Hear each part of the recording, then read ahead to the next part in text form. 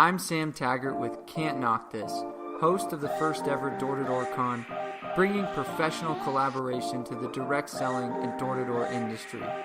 Go register your seat for our event, January 2018 at doortodoorcon.com. All right, everybody. As you can tell, I've been completely stolen. I misplaced my voice, and so this is going to be like really power through. I'm 100% committed to this podcast. I'm actually here with Walid. He's going to do most of the talking. Let's put it that way. The more I yell, the more that you probably can't understand me. So a little background on Walid. He's only 23, but he's also the CEO of Divinci Power. And they did $10 million in business their first year. And he's been featured on Cardone's podcast. He's an all-star in this industry in only such a short amount of time. So super excited to have you on the show, my man. Thank you, brother. Really excited. I'm glad to be here. Although your voice is gone, man. It is just gone. Yeah. So it'll be fun. It'll be fun. So let's do this. Tell us a little bit about how you kind of got started in this industry. Yeah, so before I got into solar, I was actually a busboy. I had dropped out of school, and I was really into personal development. I was a top student, but just realized school wasn't for me. Then one day, somebody came up to me and said, "Hey, man, I think you'd be really good at this door-to-door thing." And I said, what do the numbers look like? What's the opportunity look like? And I took it. I did the numbers, and I'm like, what do you mean? Like, I could do this instead of, working as a busboy doing this? And ever since, I never looked back. I was the top rep my second month in. I was lucky I got a 1 month head start because they let me come on board before it was actually onboarding. So that first month, I was the number one rep there. 26 deals my first month, and not too long afterwards, I had went over with my mentor to start a solar company. I had the opportunity to be mentored by him and the CEO and the COO, so I got to see how sales really works and how it supports a company and how everything runs on sales. And ever since, man, I just never looked back, and just really humbled to be where I'm at right now. That's awesome. Yeah. And so your biggest month in solar so far, personal sales, has been 215 kilowatts. Yeah. That's like unreal. So anybody that's watching this, the guy knows what he's talking about. And so kind of tell us a little bit about what was it like transitioning at such a young age into running your own company? It was interesting. I wasn't really sure, I never had ran a company by myself. I was part of growing 2 other companies before, but there's really always so much more to it. It was the hardest thing I've ever done. It was also the simplest thing I've ever done, and it was also the most rewarding thing as well, because I've learned so much. I've learned more in a week worth of running a business than I would in a whole year. So it's been interesting. I've been learning a lot about myself, a lot about other people, and a lot about how I can provide value to the world in so many ways, not just to the people directly in my circle, but to our customers and beyond that. So it's been interesting, man. What's been some of the biggest roadblocks or challenges that you've ran into? We really value speed in our company, just executing with so much speed and implementing new strategies, new plans, experimenting. So juggling that with maintaining quality in our business, between our people, between our customers, and making sure that we're constantly communicating with our customers to get direct feedback, because that's really where the source of our growth comes from our customers. So that's been the biggest struggle, but I think it's pretty normal for any company that's going through hyper growth, that's growing at exponential, speed. Yeah. So what advice would you give somebody maybe that is trying to start their own solar, pest, alarm, whatever company? What advice would you give them? Great question. I would say, so I met a couple people, and they kind of try to get into a new game, let's say they were doing pest control, they try to get into solar, but they don't know the solar game. So I would say, find partners that actually know the game. Yeah. know your strengths and kind of align it with partners and companies that can, you guys can complement each other's strengths. I think that's probably the most important thing. Yeah, I think a lot of people, as like good sales reps, they take on, they try to say, oh, I was a really good sales rep, and so that means I'm going to be a really good CEO. Right. And they're afraid to kind of delegate and know how to create the right partnerships and trust. Yeah, it talks about in the book E-Myth, where you got a really good sales rep, and then he starts to run his own company, so now he has to be an engineer and he has to be an operations guy, but then that takes him away from what he was really good at. So there's never there's never any good sales coming through because he's doing all these hats that aren't really It is suitable. the biggest common mistake that most people make. And I even made it myself, man. I mean, it's normal. It's just kind of you. The sooner you're aware of that, the sooner you can allow yourself to grow. Yeah, because it's funny because so many people, as they run a business, they're thinking, oh, I gotta do website stuff and marketing stuff and shirts and culture and this and that. And they forget, oh wait, but I also gotta be like the number one sales guy. Right. I gotta be like out there in the trenches. I gotta, so I'm sure you still go out and sell and help and train. Yeah, I got 2 deals yesterday. A nice 19 kilowatt total. Oh, wow. Doesn't always happen, but when I do find time, I'm always selling wherever I am. And That's awesome. That was the biggest learning lesson, is to kind of humble yourself and to really understand yourself enough to focus on your strength. And I suck at a lot of things, man.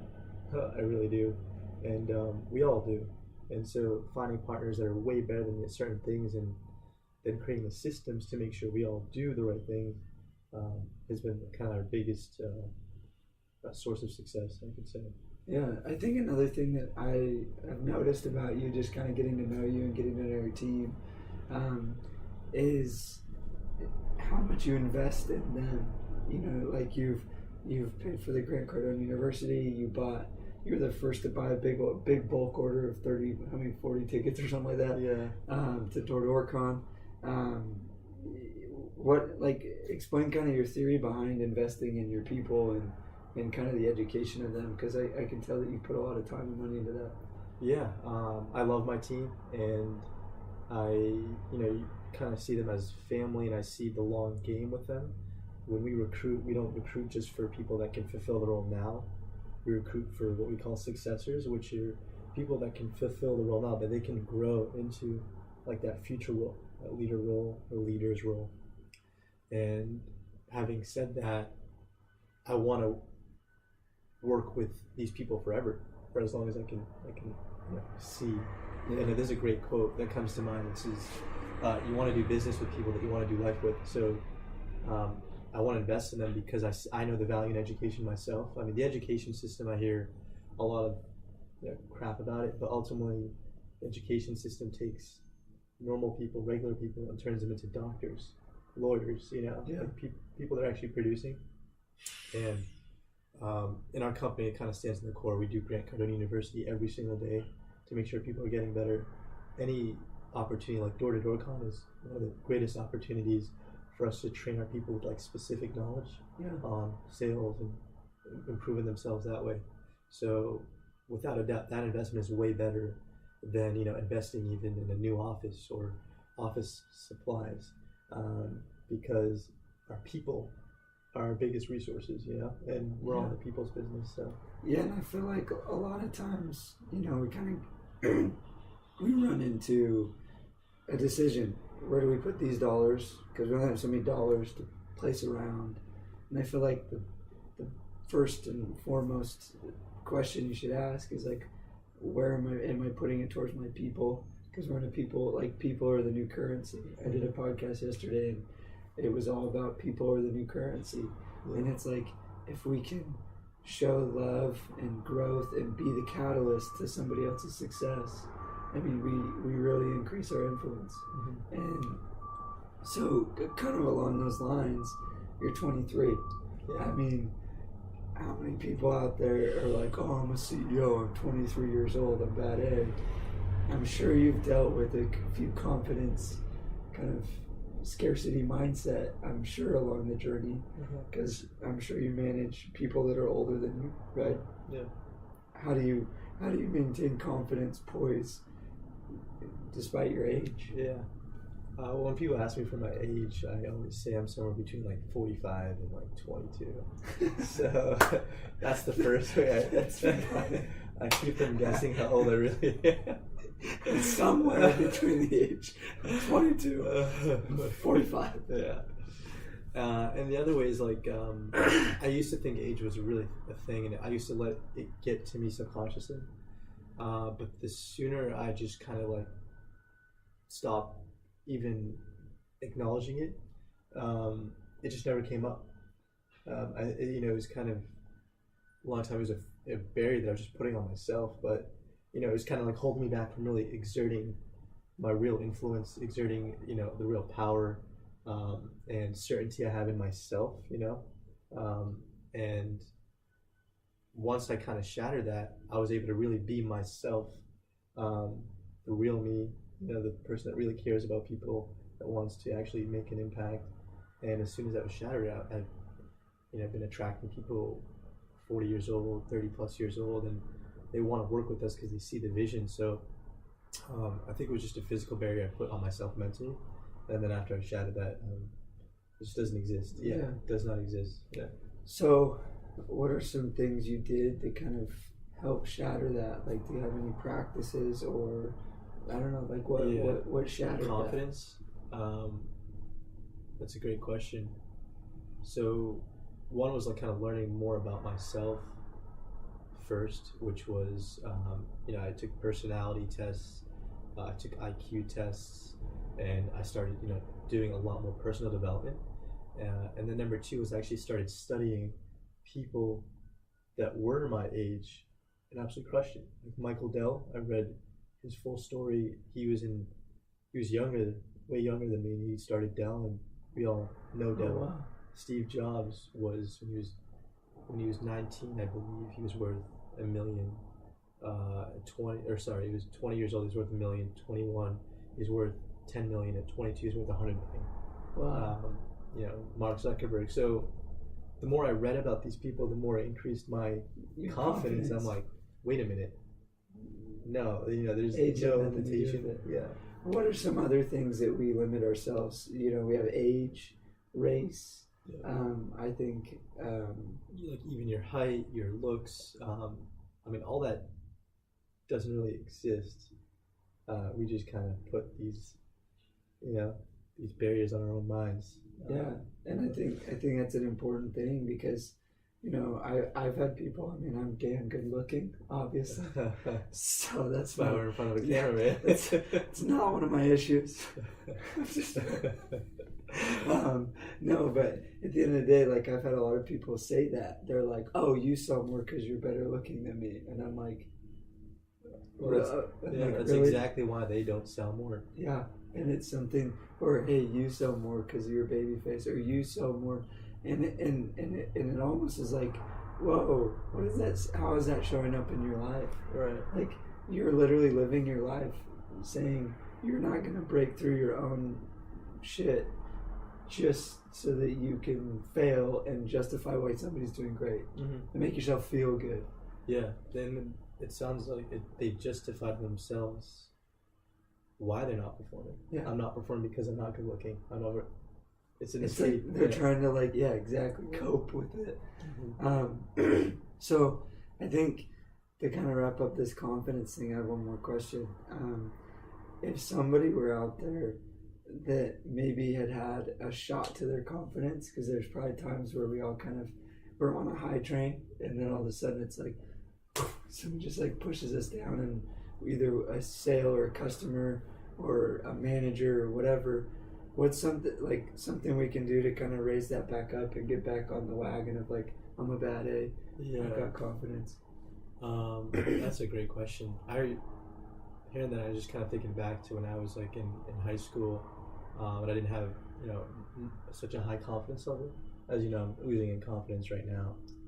But I remember I was always shy, nervous around people. I couldn't communicate. But once I started going to the gym, honestly, once I started to get my physical body to where I wanted to be, my confidence shot up. my mental state as well. When I started reading a lot, and I felt a lot smarter. Confidence went up. Dude, it's wild, but I would say the exact same thing. Like, just because I read, or before I didn't read, I'm like, I'm smart. I read books. Right. It just works. So true. It just works, man. Yeah. Also, like, my relationships, like, even everything else is intact, but I realized I wasn't really fostering my own relationships with my loved ones. And that always shot my confidence level down because I was around other people and I was showing them love and support, but I wasn't even showing that to the people I loved the most. Yeah. So once I started really being around my family, actually paying attention to them and whatnot, all of those things increase my confidence level because it's all these dynamics that are really important to our lives, you know? Yeah.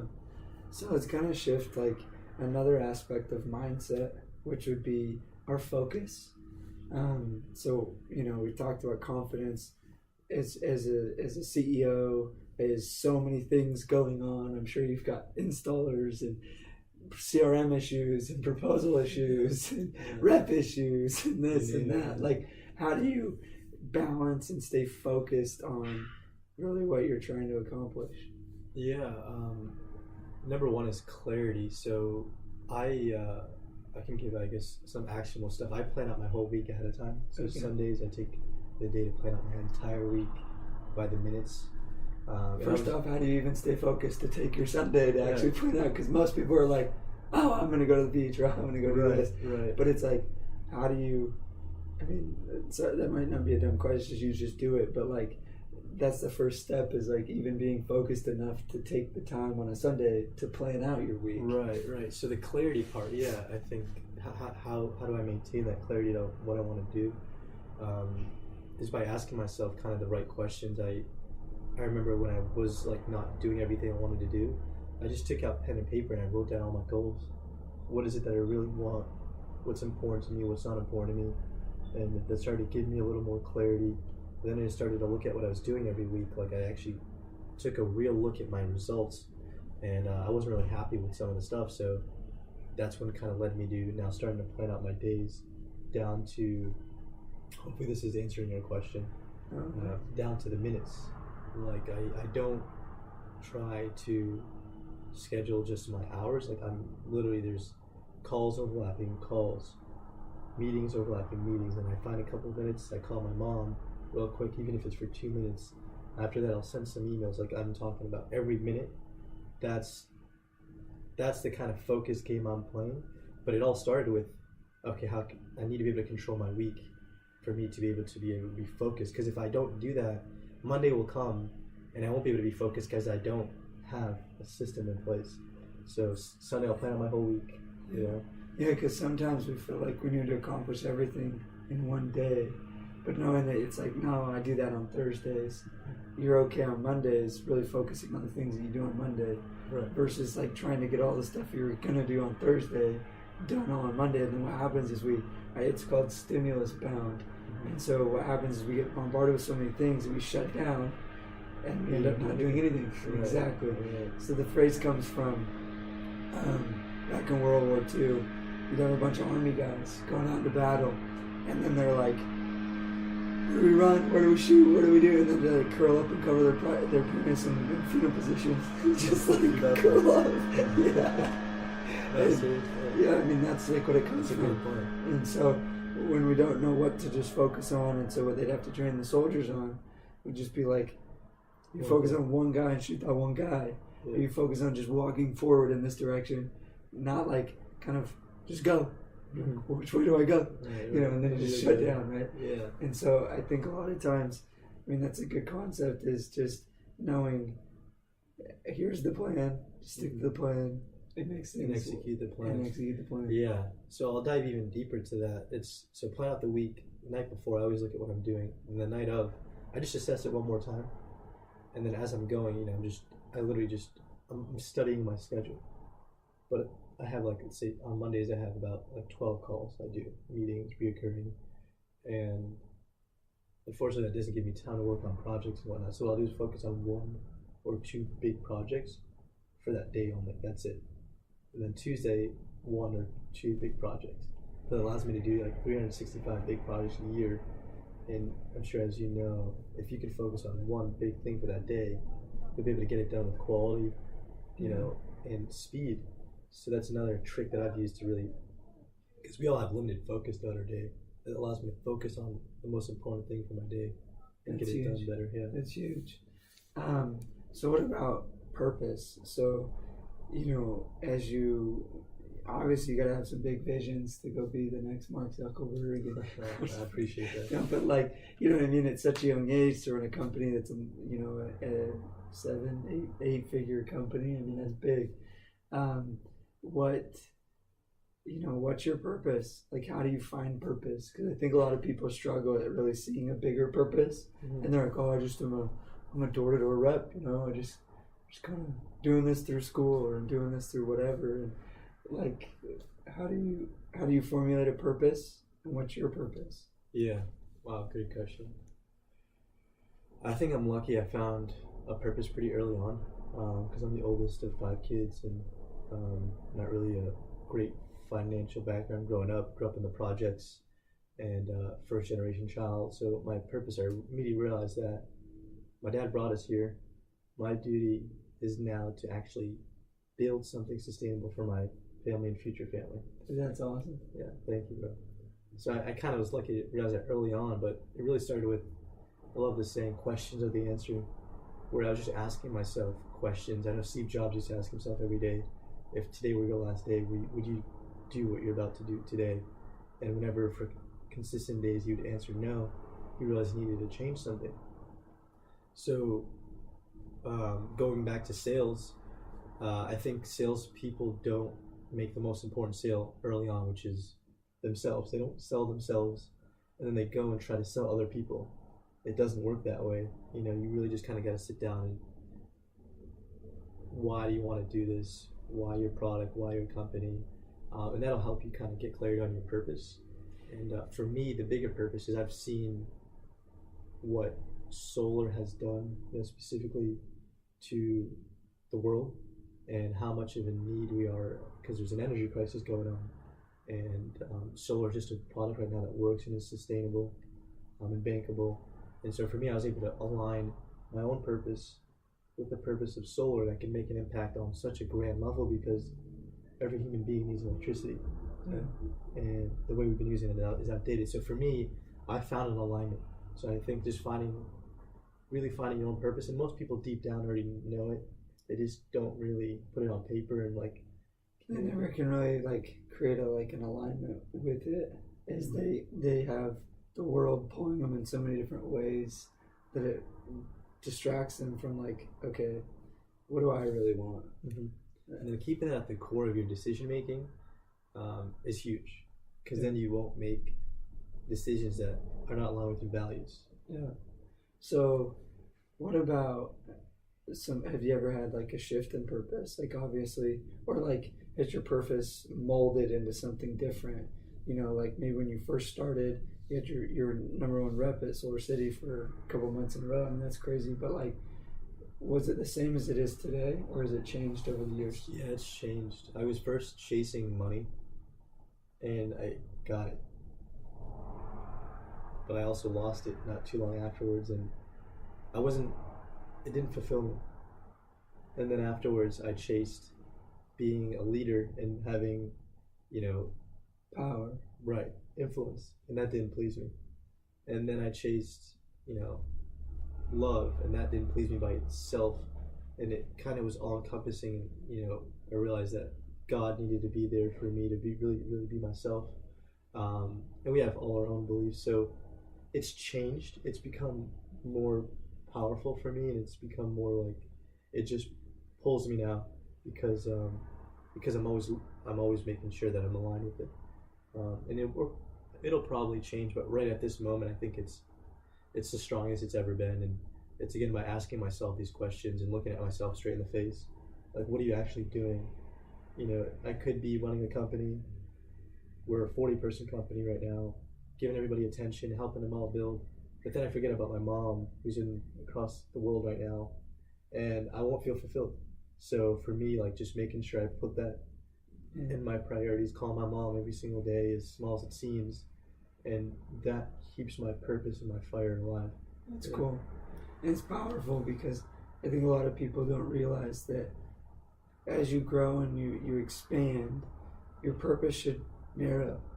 You know what I mean? It really should be, stop thinking about the petty money thing, because it's like once you have it, you're kind of like, it's cool, it's there, I'm not worried about it. Right. And then, you know, as you grew, that's really cool to see that it's kind of narrowed down. Yeah. It's a beautiful thing. Yeah. So let's talk a little bit more about how you've grown. You know, at such a young age, everybody's going to ask themselves, I mean, there's a lot of young listeners on this that are up-and-coming managers, want to run their own business, whatever, right?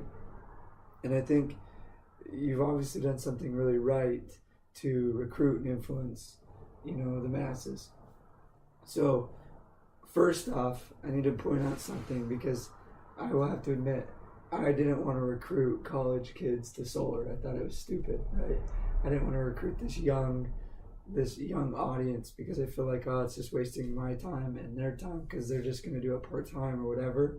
What has been your experience working with 20, 21-year-old kids selling solar, right? Most people, it's like, oh, those guys go do pest control, those guys go do alarms or whatever. Solar's for more the big boys. But I'm assuming you have a different experience. Yeah, a little bit of a different one. Yeah. This will be a different answer too. So if you look at, for example, McDonald's, it's one of the most profitable companies in the world, and it's all over the world. Most of the people that work there are younger.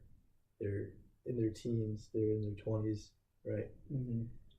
And then what I've learned is that if you have a company that's run on people, it's not going to be sustainable. It won't last long, because we're only going to get it done when we're motivated, and we're not always motivated. Yeah. And whereas if you have a system that's run by people, the system will always work. And the reason I brought up McDonald's is it may not be the best food, but McDonald's delivers the same product every time, same speed. You know what you're getting at McDonald's every time. Yeah. So for me, I learned that, and so now in our company, we have these systems in place, whether they're from management systems, sales systems, follow-up systems, just operational systems, whatever it is, that people are running them, but the systems work.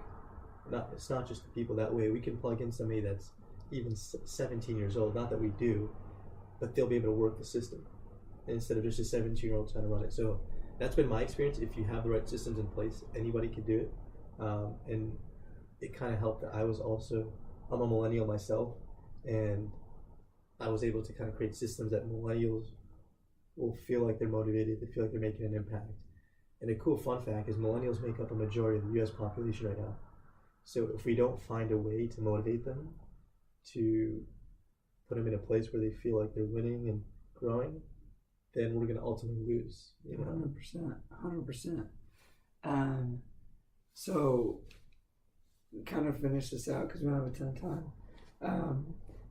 What systems have you found really effective to help motivate the younger class?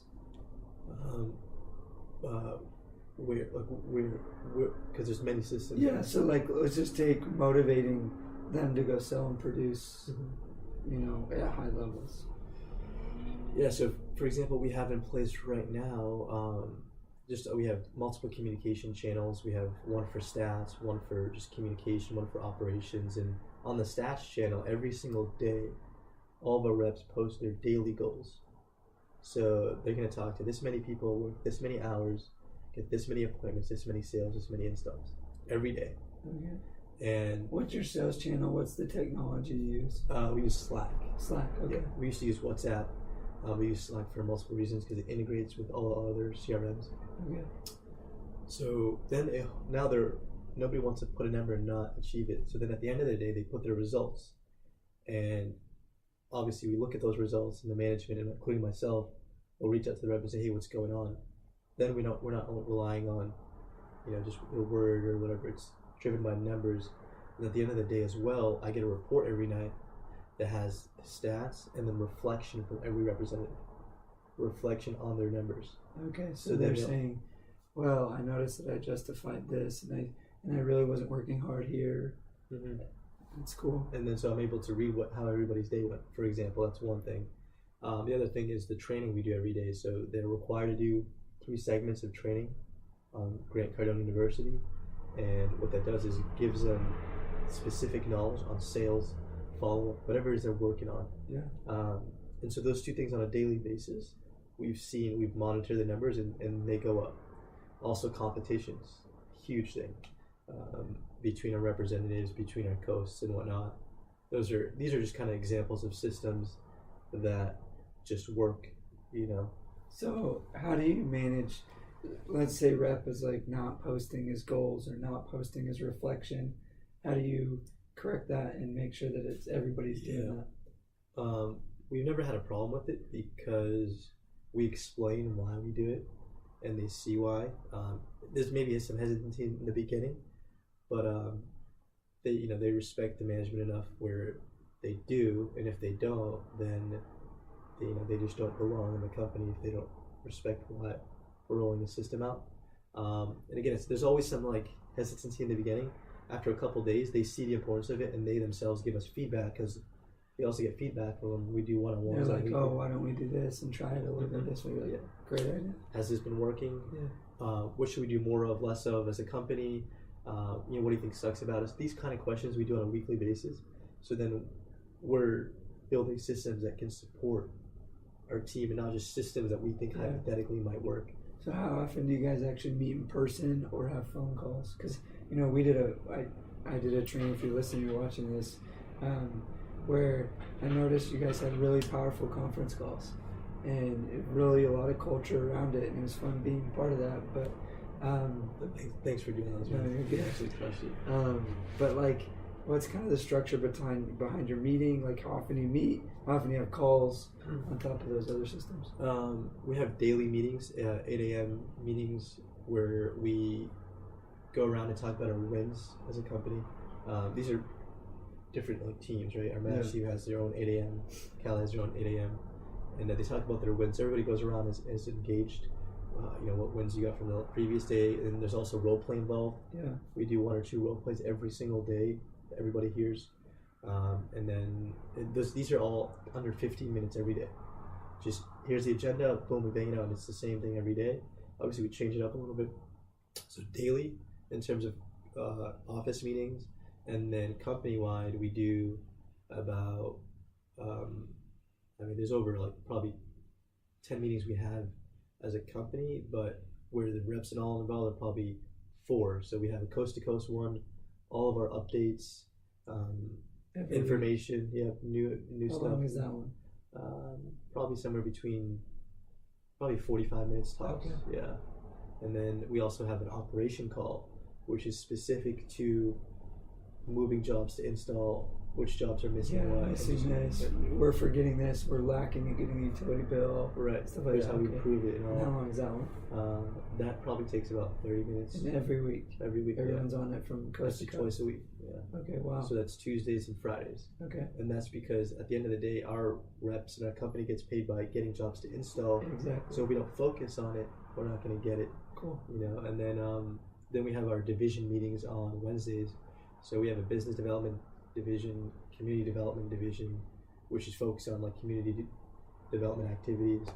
We have a commercial division call on Wednesdays as well, and those are all specific towards how do we get more commercial business, how's our commercial business going, what's a good niche that's been working and all that. So they all vary, and these are on a weekly basis. Wow. And sometimes we'll have like a meeting like we do with you where we have a guest, and and those are always awesome. Cool. No, that's really interesting to see. Like, you're obviously on the phone a ton. You said 12 meetings on a Monday, every Monday. That's crazy.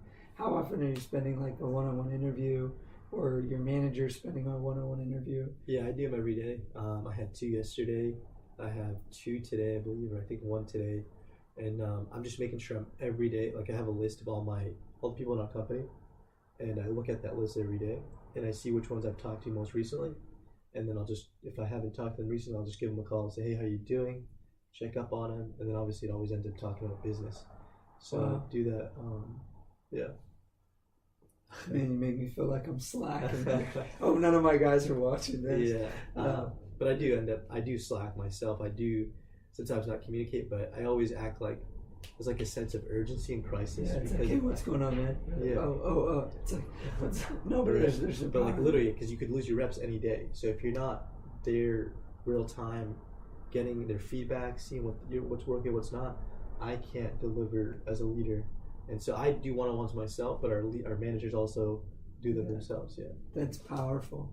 Well, hey, we've got to wrap up due to time, but I Thank literally, you, brother. dude, this has been way fun, and I wish for anybody that made it through the whole thing with this voice, this raspiness, I appreciate it. Share the love. But no, I'm excited to see you at TortoCon, meet the whole squad, Divinci Solar, baby. We're so excited, bro. We might have to get more tickets. I know. Hey, discount. You got your discount. So, okay, thanks for watching this. If you want to add him on Facebook, Walid, he's the freaking man. And share this on your Facebook or whatever. And yeah, thanks a ton.